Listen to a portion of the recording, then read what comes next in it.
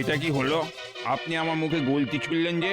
বারে, মাল কেনার আগে যাচাই করে নিতে হবে না? তা কথাই বলবে খরিদ্দারের সাথে না মালটাল কিছু বেচবে? হ্যাঁ, কি লাগবে বলুন? গুলতি কত করে তোমার? কটা লাগবে? জটাই লাগুক, একটার দাম কত? একটা 5, 3টে 12। আর 5টা নিলে? 5টা নিলে 20 টাকা। আর তোমাকে যে গুড় কাঠি খাওয়ালাম সেই টাকাটা কাটো। খাওয়ালেন কেন? আমি কি আপনার কাছে গুড় কাঠি খেতে চেয়েছি? গুলতি কিনবো আর তার টিপ কেমন সেটা যাচাই করব না? এই রইলো 19 টাকা, 1 টাকা গুড় কাঠির দাম। আর টিপতে লোক তো মশাই। ও মশাই, আরে কি হলো? আরে 1 টাকা দিয়ে যান। আরে ও মশাই, আরে এই যে ও মশাই, আরে পালাচ্ছেন কেন? বদমাইশ কোথাকার।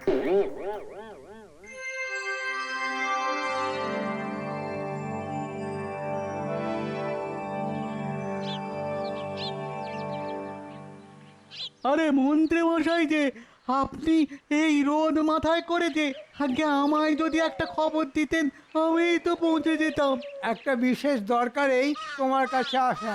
একটু বিপদে পড়ে গেছি, তোমার সাহায্যের দরকার। আরে আরে বলুন না মন্ত্রী মশাই, আপনি এত কিন্তু কিন্তু করছেন কেন? আপনি আমায় আদেশ করুন, দেখুন আমি পালন করি কিনা। শোনো, কাল একটা প্রতিযোগিতা হবে মন্ত্রীমশাই আর গোপালের মধ্যে। বেশ বেশ বেশ, আমরাও দেখবো সেই প্রতিযোগিতা। তার জন্য আমাকে কেন দরকার পড়লো? তোমাকে আজকের মধ্যে 10টা 20টা মাটির কলসি বানাতে হবে। 20টা আজকের মধ্যে? হ্যাঁ, 10টা মন্ত্রীমশাইয়ের জন্য আর 10টা গোপালের জন্য। তা সে কোথায় গোপাল? সে এলো না কেন?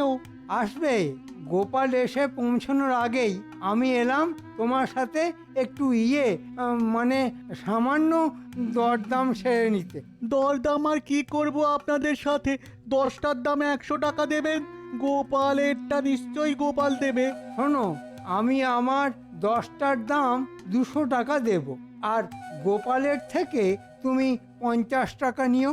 একই জিনিসের 2 রকম দাম কেন রাখবো হুজুর? জিনিস একই রকম তো তুমি বানাবে না, আমার কলসিগুলো পোড়া মাটি দিয়ে বানাবে। আর গোপালের কলসিগুলো?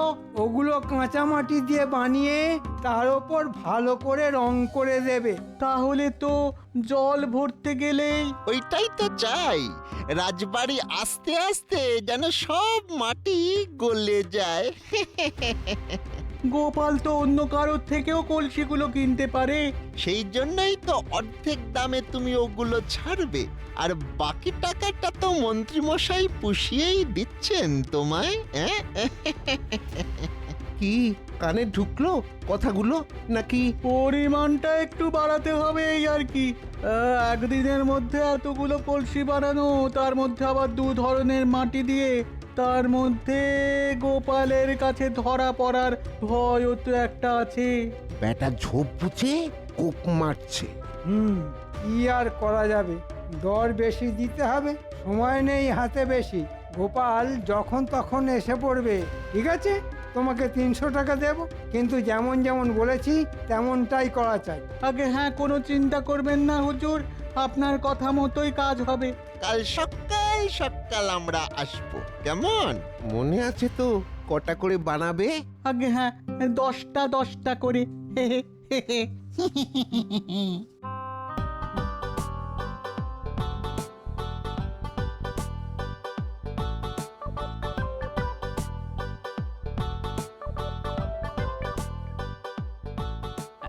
এই দেখ ন্যাপলা, গুলটে, পুঁটি, তোদের জন্য কি এনেছি।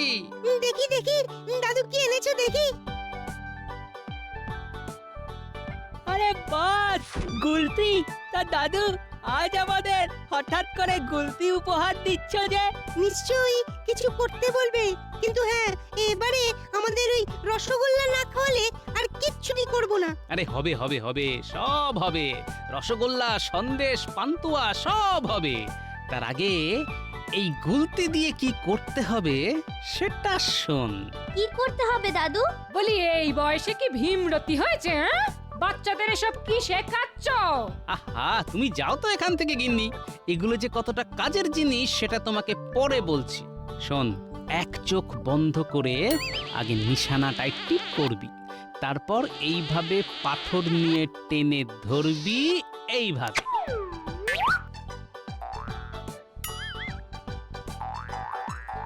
কি মজা, কি মজা! আম পড়েছে, আম পড়েছে, আম পড়েছে। হুররে! হায় হায় হায় হায় হায় হায় রে, আমগুলো দিয়ে আচার করব ভেবেছিলাম, সব দিল শেষ করে। হ্যাঁ, আরে গিন্নি, তোমাকে আমি বাজার থেকে আম কিনে এনে দেবো খন। তুমি যা হার কিপটে লোক, আমাকে বিশ্বাস করতে হবে তোমার কথা। হ্যাঁ, তখন থেকে বলছি এ সমস্ত জিনিস বাচ্চাদের শেখাতে নেই, তাকে শোনে আমার কথা। হ্যাঁ, ও দিদা, আমাদের এসব কিচ্ছু শেখাতে হয় না। দেখবে আমরা গুলতি চালনায় কেমন ওস্তাদ। দেখবে আরেকটা আম পারবো। ওরে বাবা রে, আমায় মেরে ফেললো রে। ওই ওই ওই, আমার মাথায় ফেলে টাক ফাটিয়ে দিল রে। আই আই আই, আমি তোদের আজকে ছাড়বো না, কিন্তু ছাড়বো না। এই শোন শোন শোন শোন শোন। ওরে তোরা পালা, তোদের সাথে আমি পরে দেখা করে নেব। এই এই এই এই এই এই, তোরা দাঁড়া, তোরা বলছি। এই এই এই নেপলা, হ্যাঁ এই গুলটে, এই পুটি, দাঁড়া দাঁড়া। এই তোরা চিনিস তো রাস্তাটা? হ্যাঁ চিনি চিনি। এক একজন এক একটা ঝোপের আড়ালে থাকবি, দেখবি কেউ যেন তোদের দেখতে না পায়। আমরা পারবো দাদু। কোনো চিন্তা করো না।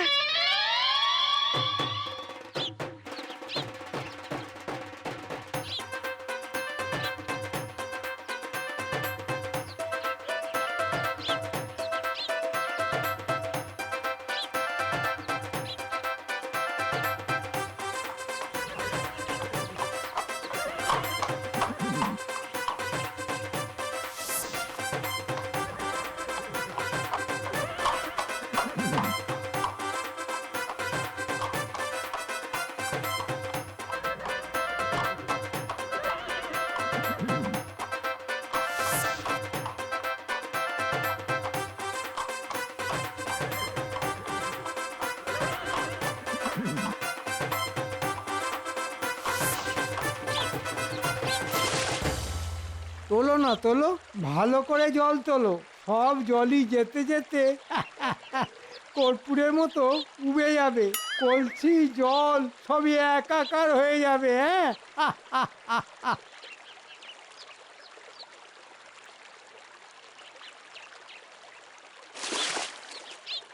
যান না যান, আগে আগে যান, জিতবেন না প্রতিযোগিতা।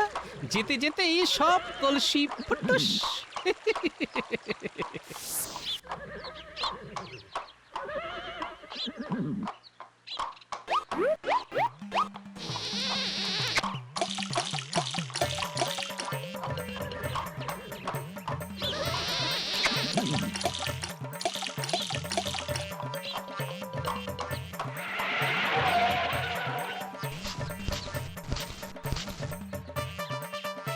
একই সর্বনাশ! হায় হায় হায় হায়, আমার সব কটা কলসি ভেঙে টুকরো টুকরো করে দিল। এ নিশ্চয়ই গোপালের সাঙ্গপাঙ্গদের কাজ।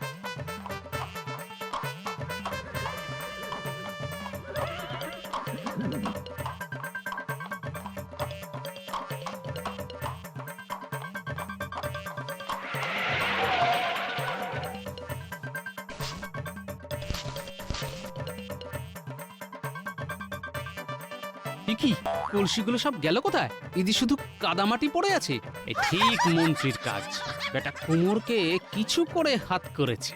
তাই তো বলি, কুমোর কলসির এত কম দাম কেন নিল?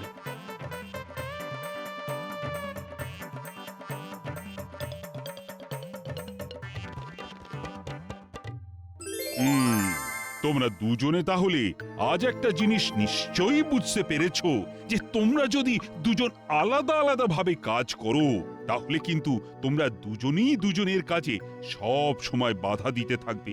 কিন্তু যদি তোমরা দুজন একসাথে মিলেমিশে কাজ করো, তাহলে সেটা তোমাদের দুজনের পক্ষেই মঙ্গল। কিন্তু মহারাজ, আমাদের দুজনের জন্য সেটা মঙ্গল হলেও আপনার কিন্তু এতে ঘোর বিপদ হবে। আচ্ছা, তাই বুঝি। তা বেশ তো, বাজি রইল তোমার সাথে। দেখি তোমরা দুজনে মিলে আমার কেমন ঘোর বিপদ আনতে পারো। হ্যাঁ, তা বেশ তো, এবার না হয় একজোট হয়েই যুক্তি করুন আপনারা। আমরাও তো দেখি কার বুদ্ধি বেশি। রাজা মশাইয়ের একার না তোমাদের দুজনের?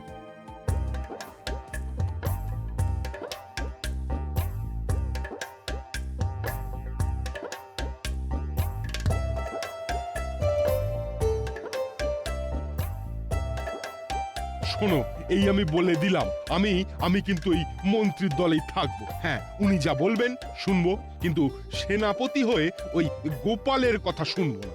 গোপালকেই মন্ত্রীর কথা শুনে চলতে হবে। তা তো ঠিকই, শুনতে হবে বই কি, মন্ত্রী বলে কথা, তার কথার তো আর অন্যথা করা যাবে না। গোপালের বুদ্ধি কিন্তু মন্ত্রীকেও টেক্কা দেয়। তবু মন্ত্রী বলে কথা তো, কি করে তাকে টপকে ওই গোপালের দলে গিয়ে নাম লেখাই? এ তো তাহলে ওই ঘোড়া ডিঙিয়ে ঘাস খাওয়া হবে। আর তাছাড়া আমাদেরও তো পদমর্যাদা বলে একটা ব্যাপার রয়েছে নাকি? তা যথার্থ বলেছেন। আমরা প্রজাদের কাছে তো আর নিজেদের হাস্যকর করে তুলতে পারি না। ওই যে শুরু হয়ে গেছে মন্ত্রীর লোকেদের কুটনামি। এরা সব মন্ত্রীর তোষামতকারীর দল। আরে এটা বোঝে না এরা মন্ত্রীর এত বুদ্ধি কোথায় গোপালের মতো। আরে এরা হচ্ছে সব আকাট মূর্খের দল, ওই মন্ত্রীর মতোই। জ্যোতিষীর ঘটে কিছু বুদ্ধি শুদ্ধি আছে ভেবেছিলাম, এখন দেখছি তার মাথাতেও গোবর পোড়া। আমরা মন্ত্রীর কথা কিছু শুনবো না, আমরা গোপালের কথা মতোই চলবো। হ্যাঁ,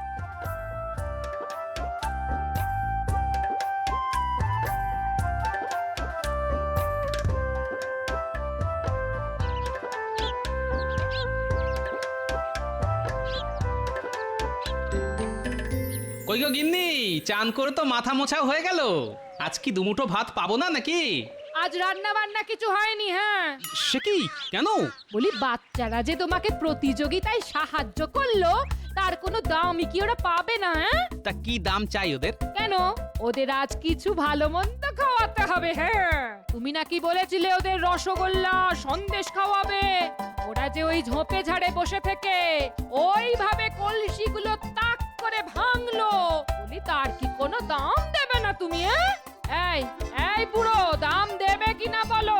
হ্যাঁ, না হলে কিন্তু আজ থেকে ওরা অনশনে বসবে। হ্যাঁ, বেশ, তাই হবে।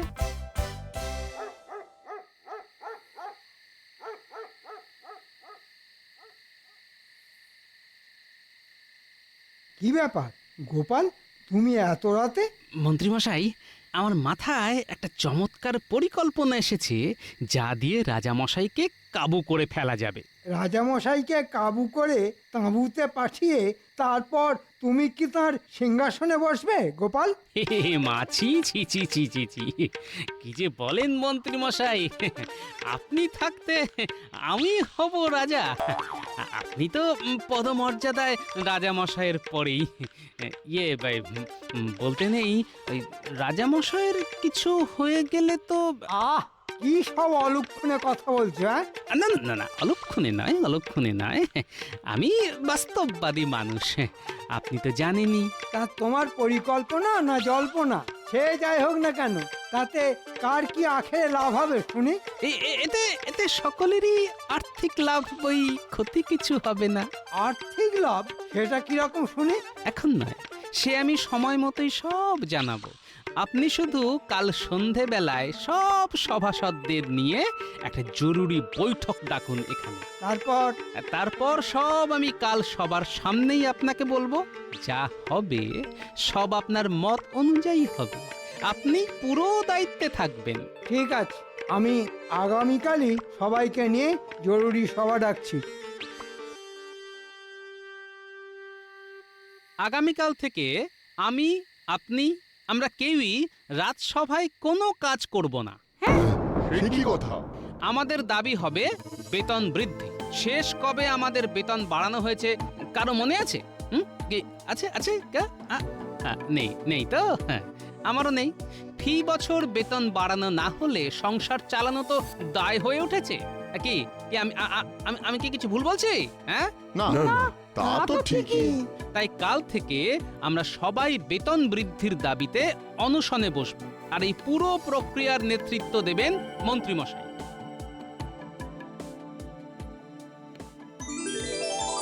আমরা আপনার কোনো কথা মানছি না, মানবো না। অবিলম্বে আমাদের ৫% হারে বেতন বৃদ্ধি করতেই হবে, করতেই হবে। মহারাজ জবাব চাই, জবাব চাই। দিতে হবে। বাড়তি বেতন দিতে হবে। কি কক্ষণে কি কক্ষণে যে আমি গোপাল আর মন্ত্রীকে এক করার কথা ভেবেছিলাম।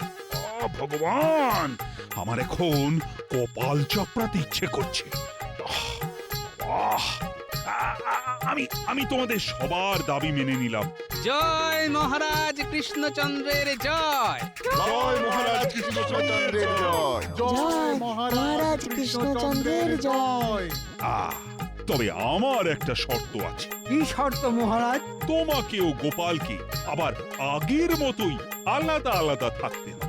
মহারাজ, এই গরিবের কথা বাসি হলেও মিষ্টি লাগে।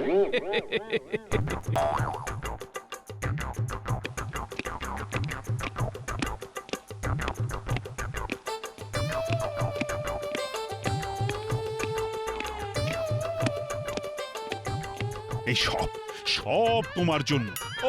তোমার বুদ্ধি শুনেই তো আমি ফেঁসে গেলাম।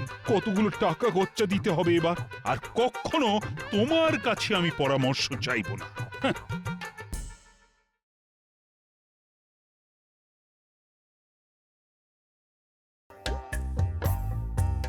মহারাজ, এ কথা কিন্তু আপনার অতি বড় শত্রুও মানতে বাধ্য।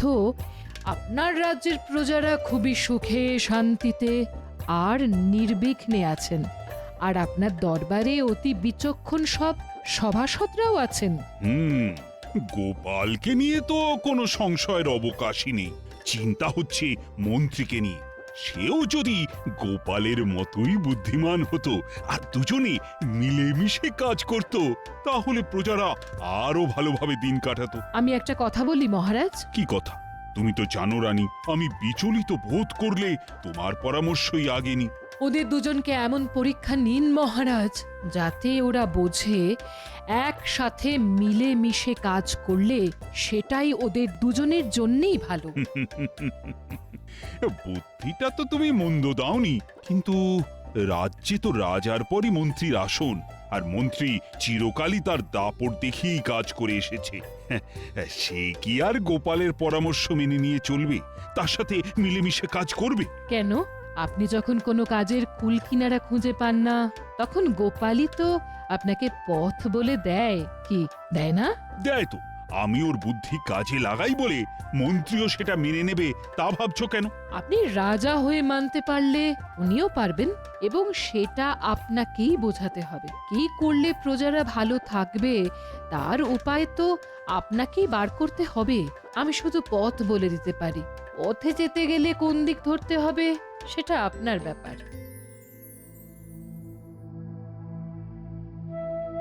মহারাজকে আজ যেন একটু বিচলিত মনে হচ্ছে। মহারাজ, আজকাল নিত্য নৈমিত্তিক জিনিসপত্রের যা দাম বেড়েছে, তাতে সংসার চালানো দায় হয়ে উঠেছে। যদি বেতনটা একটু বাড়িয়ে দেন তাহলে খুব ভালো হয় মহারাজ। হ্যাঁ, বেটা খালি সুযোগ খোঁজে কিভাবে মাখন দিয়ে মহারাজের কাছ থেকে বাড়তি বেতন আদায় করা যায়। সুযোগ সন্ধানী। ওসব বেতন টেতন বাড়াবো না, আর তোমাদের মধ্যে ঝগড়াটা বন্ধ করো। এমনিতেই একটা চিন্তা মাথায় ঘুরঘুর করছে। মহারাজ, দুশ্চিন্তাগুলো কিন্তু পেটের ভেতরে বুদবুদ করছে। ওগুলো চটপট বার করুন, না হলে এর থেকে বদহজম, অম্বল, চোয়া ঢেকুর এসবের ফলে আপনি কিন্তু খুব শিগগিরই পেটের অসুখে পড়বেন। না, আসলে কাল তোমাদের রানীমা আমায় এমন একটা প্রশ্ন করলেন যে আমি তাকে কোনো উত্তরই দিতে পারলাম না, কারণ আমি তো সেটা সঠিকভাবে জানি না। আর তারপর থেকেই আপনার মাথার পোকাটা নড়তে শুরু করেছে। বেশি কথা বলো না তো গোপাল। মহারাজ, আপনি এই তুচ্ছ ব্যাপারে গুচ্ছ চিন্তা একদম করবেন না। আমি আছি তো। আপনি শুধু প্রশ্নটা বলুন, তারপর দেখুন আমি কিভাবে চট করে আপনার প্রশ্ন শুনে ঝট করে উত্তর দিয়ে দিই। মন্ত্রী মশাইয়ের এত জ্ঞান, এবার তো মনে হচ্ছে রাজপণ্ডিতের আসনটা নড়বড়ে হয়ে যাবে।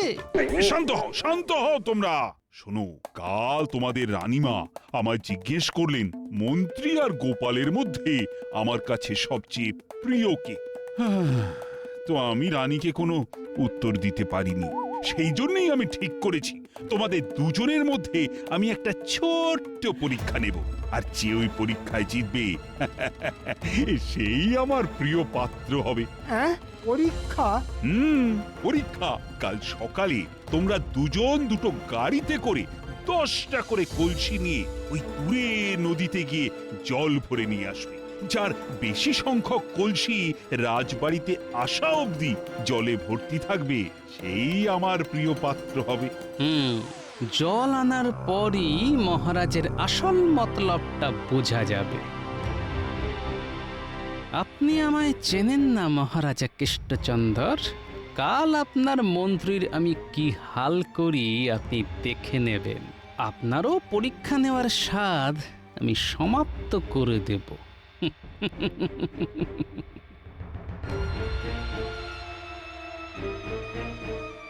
বাবা, মন্ত্রীমশাই কালকের পরীক্ষার প্রস্তুতি এখন থেকে শুরু করে দিয়েছেন।